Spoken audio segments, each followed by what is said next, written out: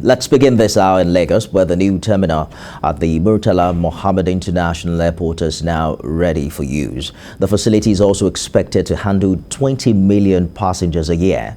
Earlier today, President Muhammadu Buhari commissioned the facility as part of activities lined up for his one-day working visit to Lagos. The new terminal comprises of a 4-story main terminal building, 3-story finger building, 2-story cargo terminal building, and 82,925 square meters apron and external as well as ancillary works. It also has 60 sets of check-in counters and 7 boarding bridges. This event is an eloquent testimony to the strong commitment of our administration to the development of world-class infrastructure across all sectors of the Nigerian economy. Our continuous investment in the building of long-lasting infrastructure in the aviation, road and rail transportation, agriculture, telecommunications, and other critical sectors is yielding massive results, and the people of Nigeria are now increasingly attesting to benefiting from the associated dividends. Starting from the year 2015, when we commenced our first tenure in office as government, we have been deliberate and consistent in identifying and investing in critical projects that will improve the standard of living of our people, as well as contribute immensely to our growth and development as a nation. Also, the president commissioned a $2.5 billion Dangote fertilizer plant in the Bejuleke area of Lagos. According to the president, the project is in line with government's drive to ensure food sufficiency in the country. The event was well attended by political, traditional and religious leaders, key members of the private sector from various parts of the country, including the host governor Babajide Sanwo-Olu. The Dangote fertilizer plant is Africa's largest granulated urea fertilizer complex, which occupies 500 hectares of land in the Lekki Free Trade Zone and was built at about $2.5 billion. Away from that, in Abuja, a regional meeting on the peaceful application of nuclear technology among African countries is ongoing. The forum, hosted by the Nigeria Atomic Energy Commission, aims to scale up the acceptance of nuclear technology in various areas of human development. CIIN reports. Experts in nuclear science and technology converge in Abuja to share knowledge and tools for applying nuclear technology for peaceful purposes. Nuclear technology is being applied in various aspects of technology, including healthcare, animal production, food and nutrition, as well as radiation safety. But the negative impact of nuclear technology continues to pose a stumbling block to its acceptability. We can be able to use this technology to come up with a variety of crops, for example, through breeding mutation, that they would be able to sort of withstand this salinity or drought or water stress as well. In hosting the forum, Nigeria seeks to scale up the level of acceptance of the technology for peaceful purposes. You know, in implementation of nuclear science and technology, there are 3 major gaps. 1, you have to have the requisite manpower, human capital development. 2, you have to have the funding mechanism for you to implement the programs. And then 3, we have to have acceptability of the technology itself. The overall objective of the meeting is to ensure that Africa is not left behind in effective use of nuclear technology. At the end of the day, the forum hopes to scale up the acceptability of the application of nuclear science and technology for peaceful purposes. CIIN, TVC News, Abuja. In Rivers State, more than 100 pharmacies and patent drugstores have been shut down for alleged illegal operations in Port Harcourt. The Pharmaceutical Council of Nigeria sealed the businesses during a routine enforcement of its regulation. Uche Okoro has details. Just like banks, petrol stations and markets, pharmacies also provide an essential service for the society. But the government tends to pay special attention to drugstores because they have a more direct impact on the health of consumers. Due to the need to adhere to best practices, The Pharmaceutical Council of Nigeria is out for enforcement. Some of the defaulters were shut down for refusing to comply with storage requirements. Many of these premises are not registered with Pharmacies Council of Nigeria. And also, they do not have appropriate storage facilities, thus exposing medicines to adverse environmental factors that either degrade them or transform them to other biologically active substances whose actions are at variance with manufacturers' indications, thus making them unsuitable for human consumption. The regulatory body also frowned at the wrongful sale of drugs, especially controlled medicines. These illegal outlets do not have pharmacies to supervise the dispensing of medicines to the public. This has contributed to irrational dispensing of medicines, resulting in treatment failures and untoward effects on patients and other unsuspecting members of the public who patronize them. For the umbrella body of pharmacists in Rivers State, government can sanitize the system with a more effective legal framework.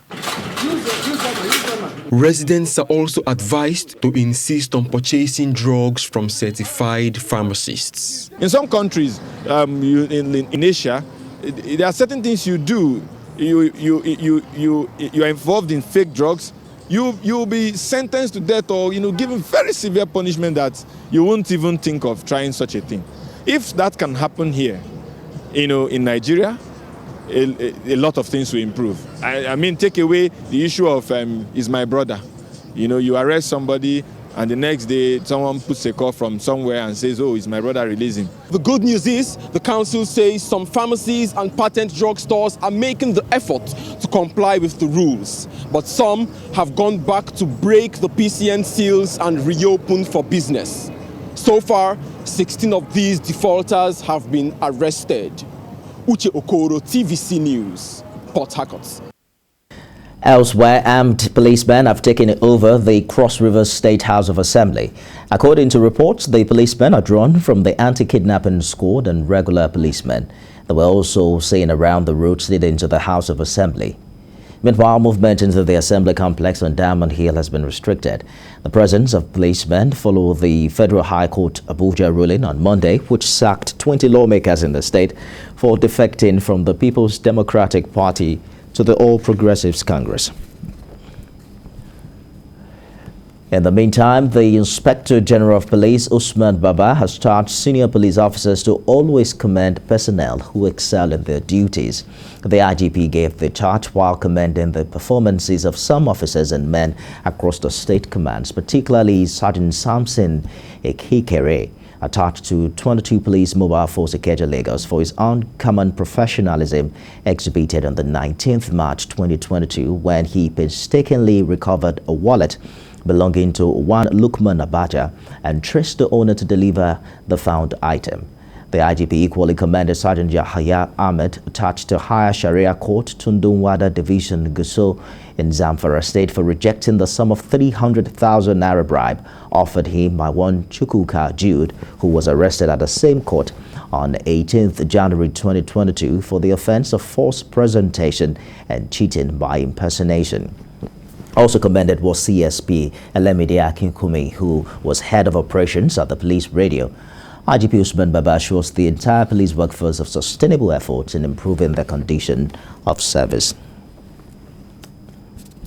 Today is World Water Day, and it's a day aimed at bringing the attention of nations to the global water crisis and negative repercussions of contaminated water on the human species.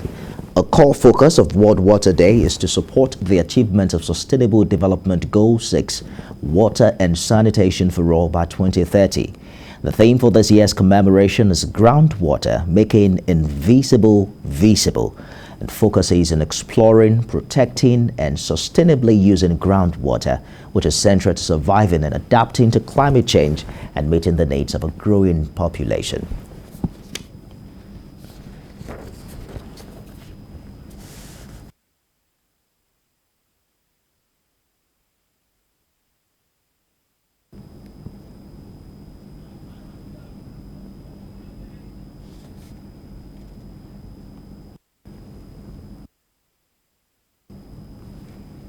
Over 2 weeks after the rejection of the gender bills by the lawmakers, women groups have continued to protest at the National Assembly.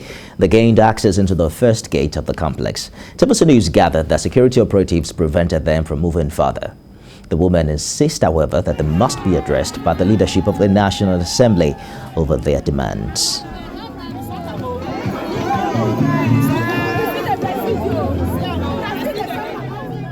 Bus rapid transport driver Andrew Nye, suspected of killing 22-year-old fashion designer Oluwabamise Ayonwola, has been arraigned before Justice Sherifat Sunaike of the Lagos State High Court sitting at the Tafawa Balewa Square.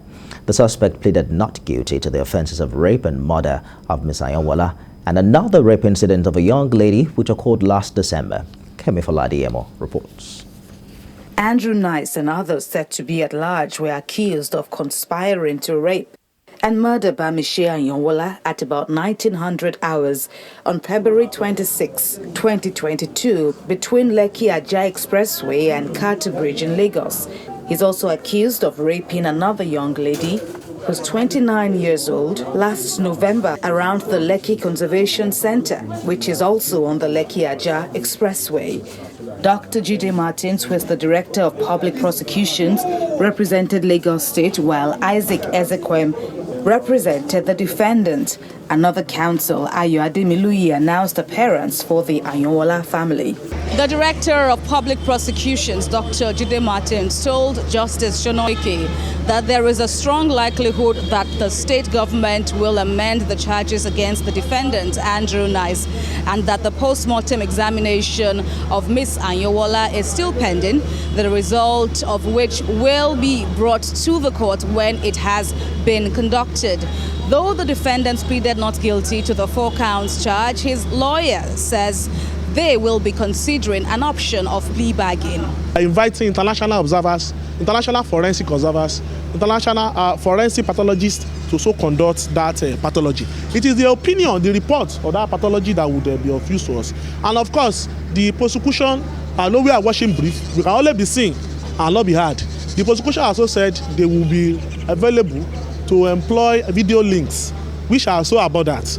Wonderful enough, the late Bamise Ayonwola was so gallant enough, was so resolute enough to produce serious video evidence that will be useful in this something. The case was adjourned to May the 9th, 10th and the 11th, 2022 for trial to begin fully, and the defendant was ordered to be further remanded at the Nigerian Correctional Center in Ikoyi. Earlier in March, Yaba Chief Magistrate's Court remanded the defendant for 30 days, pending the DPP's legal advice, which has now been issued, prompting the case to be heard at the High Court, which is statutorily empowered to hear capital offences such as rape and murder. Kemi Faladiemo, TVC News, Lagos. Members of the House Committee on Power has charged the Ministry of Power to make electricity available to Nigerians. That call was made at an interactive meeting on the collapse of the nation's grid. The legislators queried the ministry for presenting to them theories rather than practical solutions to the lingering power outage. National Assembly correspondent Okeadisa reports. This cannot be the best of times for Nigerians, who, after enduring all forms of challenges, now have to contend with possibly the worst period of power outage. The collapse of the national grid has led to a variety of problems affecting the welfare of the citizens. It has led to collapse of small businesses whose operations depend on stable electricity supply. This has attracted a public outcry, especially in the midst of scarcity of petrol and high cost of commodities. I received a correspondence from The legislators have called this meeting to find out from those that should know reasons for the embarrassing situation. There is no light, no fuel, no gas, typically no energy. The permanent secretary in the ministry stands in for the minister, who is unavoidably absent.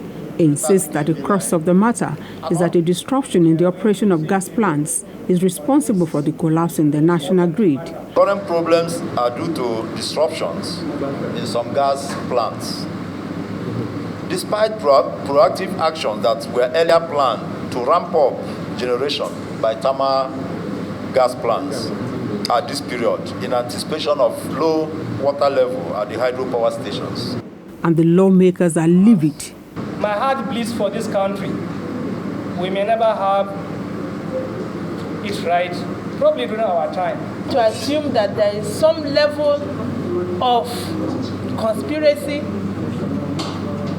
targeted at maybe bringing down government efforts at trying to make power work, despite all the monies we have appropriated to this. Honestly, my heart bleeds too, because even the solar, the PAPSEC is telling until the end of next year. Yes, so that means we will continue to be in total darkness until end of 2023. Haba. In a very sad situation. These problems are not just starting now. For instance, we know every year there will be shortage of water, and then there will be problem at this time. The lawmakers directed the ministry to provide further information on steps being taken to restore electricity to Nigerians and promised to report the development to President Muhammadu Buhari for his action. Joke Adisa, TVC News, Abuja. The contest to occupy the seat of the National Chairman of the All Progressives Congress is still entwined with uncertainties, and so far there are about 10 aspirants jostling for a position that has been microzoned to the north-central region of the country. The screening of the aspirants was earlier scheduled for today, but that didn't happen. At this time, there are no official reasons given so far, but what we know is that President Buhari, who's the leader of the party, was on a one-day working visit in Lagos, where many party members were in attendance. And for more of this, let's talk to an APC member and a national youth leader aspirant, Segun Dada, who joins us live from our Abuja studio. Good to see you, Segun. Let's begin with your thoughts about recent happenings within your party. It's been lots of ups and downs, a change in leadership. There are questions of whether or not somebody has been appointed or has the backing of Mr. President or not. As we speak right now, there are some uncertainties as regards the 26th March National Convention. What are your thoughts about this? Okay, so thank you very much for having me, Nifemi, and it's been a long time. Thank you. You see, what I know for certain is that the convention is going to hold on the 26th of March 2022. Now, the screening exercise is going to happen tonight for the National Working Committee positions, and tomorrow for the Zonal Working Committee positions. So what we're seeing in essence is basically a party that is prepared. Obviously, in the news, there's been a lot of speculations. And the president has come out not once, not twice to say that he has no anointed candidate in the race for chairman. Obviously, there's going to be an attempt to look at the consensus option, which, as we all know, is an acceptable form in our party.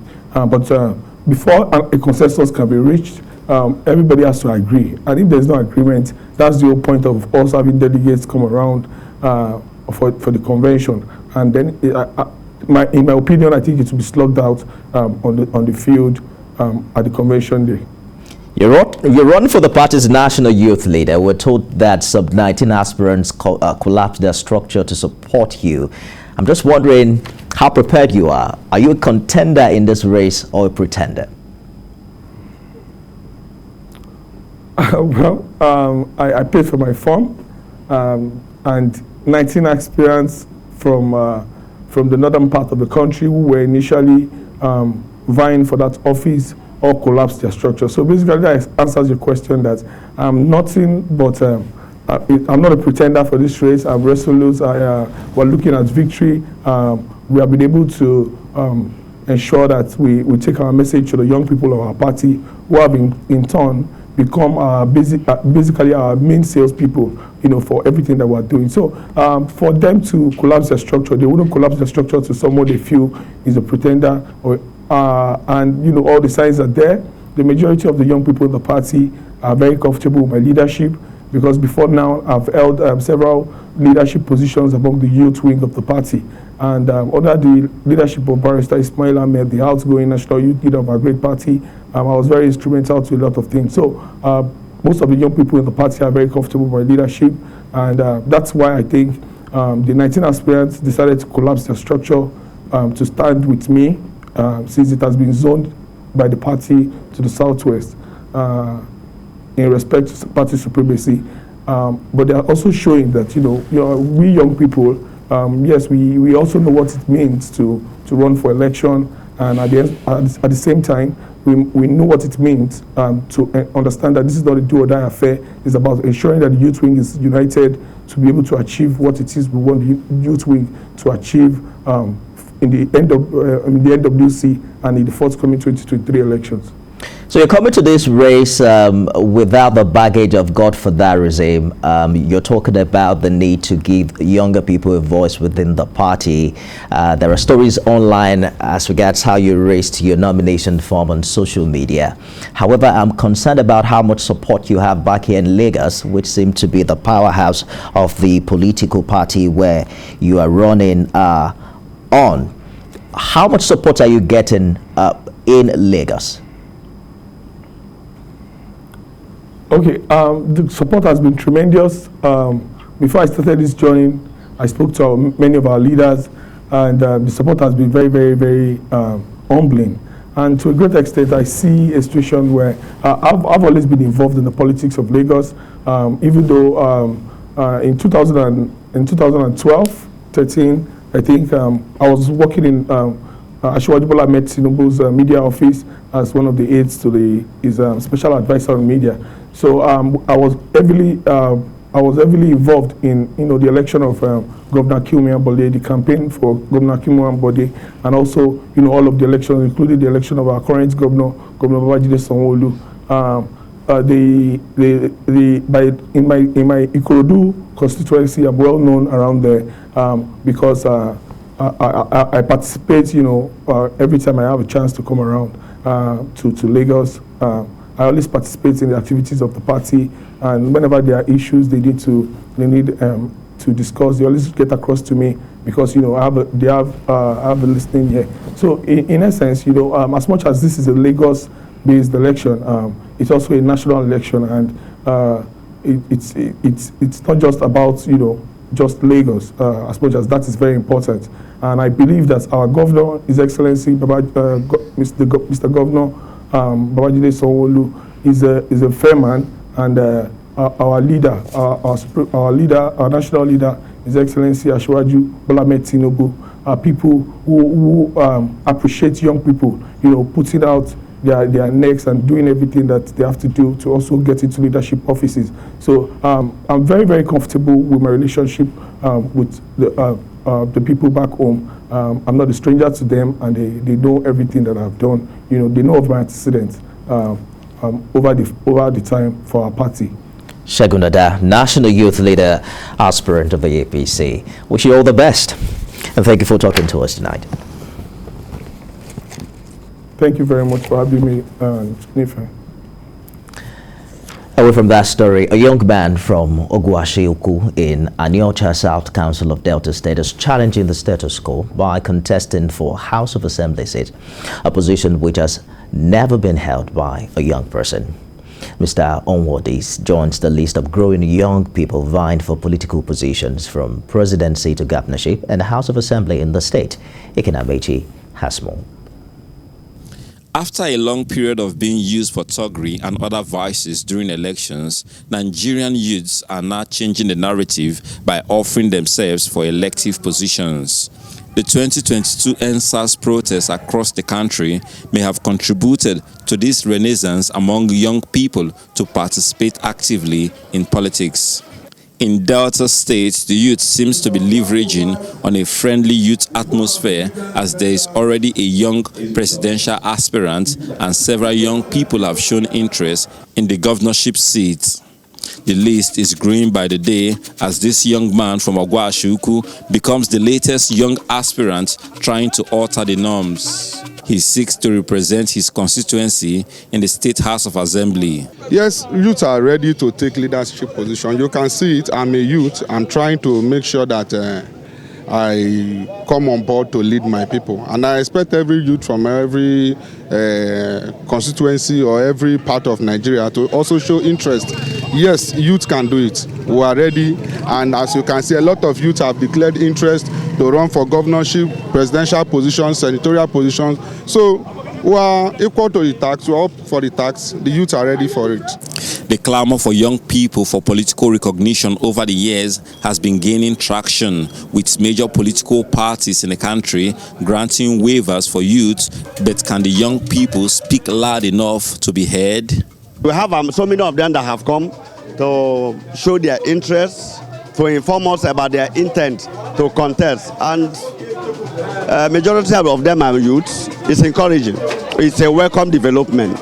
Yes, we have young people that can lead this nation. We have men that have capacity, youth that can lead this nation. The president of France, how old is he? Is he not a youth? The president of Ukraine, how old is he? Canadian president, they are all youths. So we believe youth can do it. All we need is for the support of our leaders. They should support any youth that have interest to run so that things will change for the people. Are we witnessing a renaissance in youth participation in politics, or are these interests from young people just a storm in a teacup? Time will certainly give the unbiased answer. Ikenna Amechi, TVC News, Ogwashuku, Delta. A concerned youth group under the umbrella of the Ekiti Freedom Movement has staged a walk to the office of the Independent National Electoral Commission in Ado-Ekiti, demanding for an extension of time for registration and collection of permanent voter cards in the state. INEC says their demand will be difficult to consider as the commission is in the heat of preparation for the governorship election in the state. Ayomide Ajegbe has details and will return with business news. They were here in their numbers, armed with various inscriptions on the placards, chanting, "Give us more time." Their request is that the March 14 deadline for registration and collection of PVC should be extended, stating that a lot of citizens will be disenfranchised in the build-up to the governorship election in the state. We still have majority of people, or more of our people, that are yet to register. Many of our people came to the INEC office more than 3 times. But due to the population, or due to our presence of many people, they waited for a long period of time, they couldn't get it done. We are here to make a passionate appeal to the INEC to allow our people to register more. They argued that most people who had their data captured online could not collect their PVC before the data lapsed because of various circumstances. When they started the deploying of gadgets, registration gadgets to the wards, it only lasted a week. Because we should also understand the economical situation of Nigeria. Take, for instance, where this place is now. To actually get money to come here might be difficult. Responding, legal officer of INEC told the protesting youth that it is less likely that their request be granted, especially with the governorship election to vote less than 90 days' time. We have 90 days to the election, and the registration stop in between 90 days to election, so that the people that have registered, they will get their PVC. So within these 3 months, the PVC of registrants will be produced. That is the reason why we are stopping the registration. In a related development, a workshop has been organized for INEC officials in all 16 local government areas of the state ahead of the June 18 governorship election to assess the preparedness of the commission and analyze the readiness with the use of technology. We are here ahead of the Ekiti June 18 election, and to assess where the commission stands. They are the ones assessing themselves, in any case with their staff, and to see where they need to ensure that they put necessary checks for hosting a very successful election. The workshop was organized by partners from the European Union as well as the national leadership of INEC, which will assist in early identification of threats and challenges and how to deal with them. Ayomide Ajegbe, TVC News, Ado-Ekiti. And in business news, Chairman of the Nigerian Electricity Regulatory Commission, Mr. Sanusi Garba, says all stakeholders in the power sector value chain are working aggressively to address the current challenges facing the sector. He made this known at a meeting with energy correspondents in Lagos. Details in this report. The national electricity grid collapsed twice last week amid scarcity of petroleum product and hike in the price of diesel, which is a must use for industries and large establishments. Businesses are already counting their losses, as the Nigeria Employers Consultative Association says about 40% production cost goes to power supply. NERC and other stakeholders in the electricity value chain are meeting in Lagos to identify these challenges and proffer on-the-spot solutions to many of them. The power plants have limited operating limit. So if such frequency begins to go up, one by one the power plant will begin to shut down automatically to save the power plants. So you have a cascade of shutdowns all over the country. That's how it happens. Now, when it starts, there's nothing you can do. Probably there's a 330 transmission line that snaps. There's no way you can go back and fix it quickly because all the thing happens probably within 3, 4, 5 seconds. And you can see clearly everything going down. Now, to re-energize the grid is not like a domestic generator, you just go and kick. You have to start one power plant at a time. Since the coming of this government in 2015, a lot of investment was put in the transmission from the federal government, from the internal generated revenue, from World Bank, African Development Bank, French Fund, Japanese Fund. Over 1 trillion naira was invested in the grid up to this time I'm talking.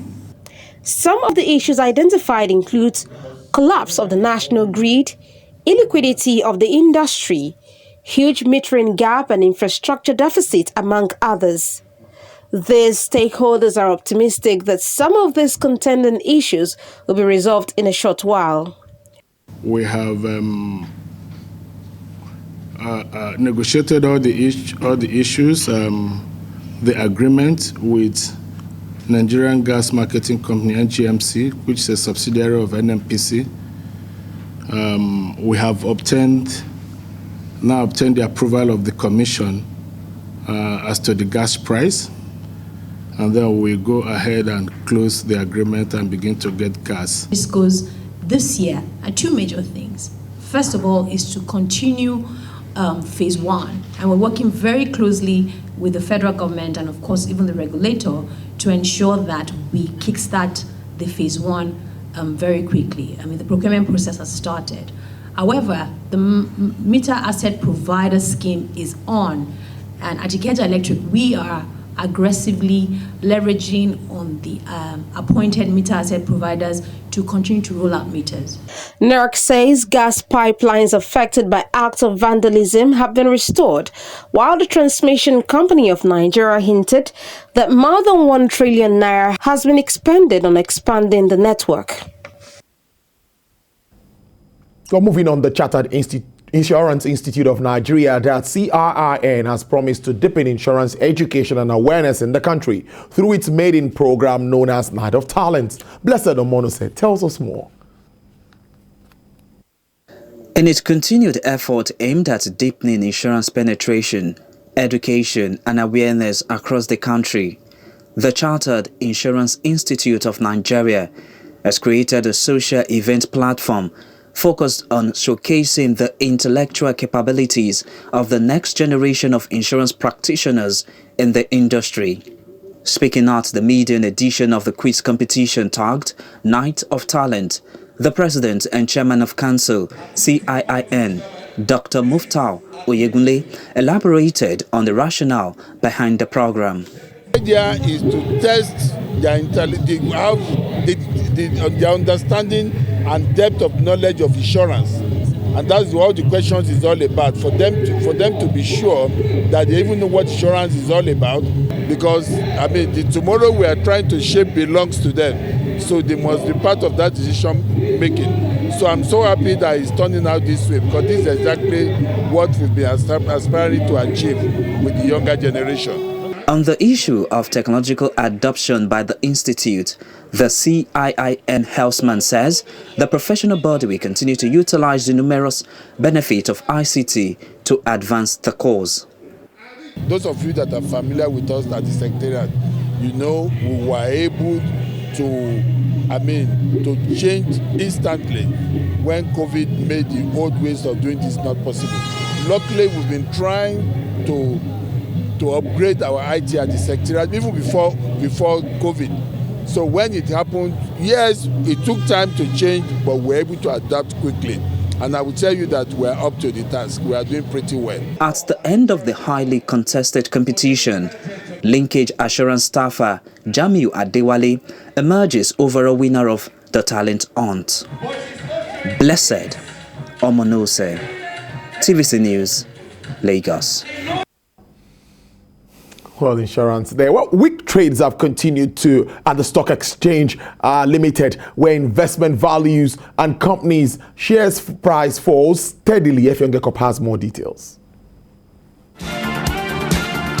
Sustained trade losses by various companies have continued to depress the stock market as investors lost over 8 billion naira due to dropping share prices. Huge losses by Nestle and ETI thoroughly kept down prices. Japan Gold, Champion Breweries and Oando also suffered heavy losses. Weak trade conditions brought down the index of the market by a percentage of 0.21. Many fund managers were believed to have pledged the market with great caution, calculating measures to mitigate losses. The stocks of Police Microfinance Bank, FCMB, Prestige Assurance, Chams and USAN made gains. 303 million units of shares valued at 3.9 billion naira were traded in the market subsectors. Going to the money markets, the naira stayed weak against major world currencies as its exchange rates worsened. Official trade window of the money market sold to 415 naira for $1. Effiongekop, TVC News, Lagos.